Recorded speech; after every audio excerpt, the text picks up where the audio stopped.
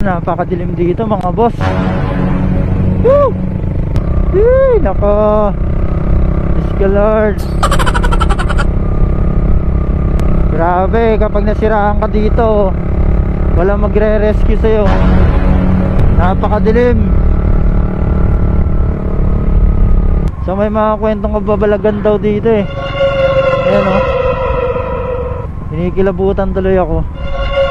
So, yun naman yung paligid natin. Kukunti yung mga sakyan dumadaan. Mahirap nito yung mga kwentong kababalagan eh. Yung bigla-bigla may umahang ka sa'yo. Yee! Kinikilabutan ako. Hindi naman sana mga bossing. Sobrang dilim dito. Sobrang lamig.